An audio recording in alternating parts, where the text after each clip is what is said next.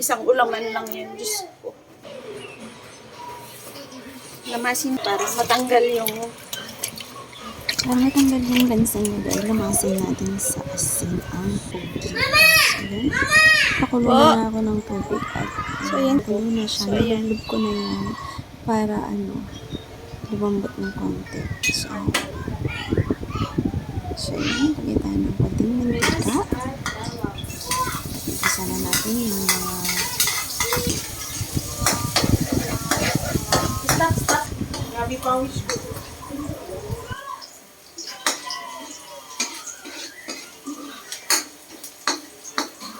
Sutay lang natin yan hanggang sa mag-golden brown na ang ating sibuyas at bawang. So, yan. Pagluluto ko yan, guys.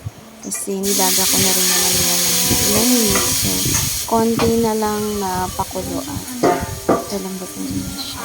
So, yan na. Nilagay ko na nga ang pusit sa kawali. Ang aking magic kawali. So, ayan.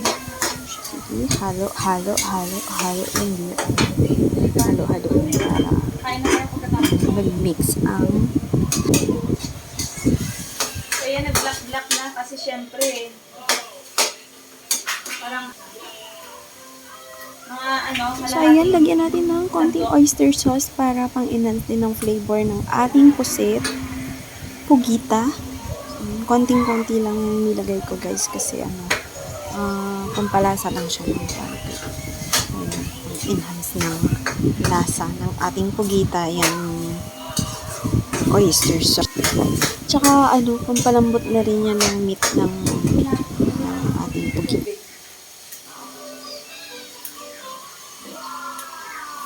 para may sabaw lang konti.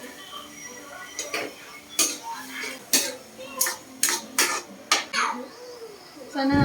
So, ayan na nga, guys. Nilagay ko na nga ang gata So, ayan na, sa isunod na natin ang gata. ang pugita. Ayan. Adobong pugita ng gata. So, ayan nga. So, hindi naman ako expert, hindi naman ako chef. Niluto ko lang yan based sa napanood ko rin sa YouTube.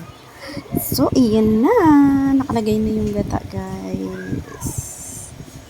Yung gata. Maraming health benefits din yan. Yes. Halo. And then,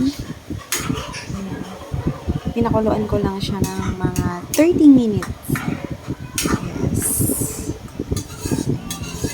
Yes. Mix. Halo-haloin lang natin yan, guys. And then, takpan natin ng kanyang takip. Siyempre, diba? Kailangan naman.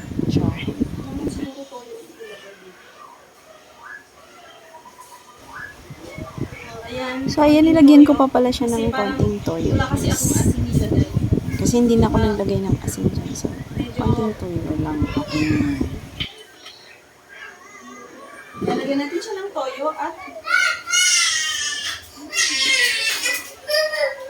mix natin ulit.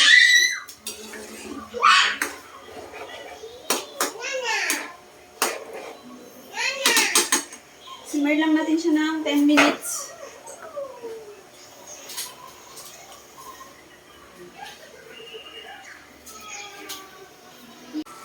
Yung ata niya. So, ayan, nilipat ko na siya. Wow! Parang adobo sa gata na pugita at meron akong side dish na radish. Salad na radish at talbos ng kamote. So, ayan. Kainan na!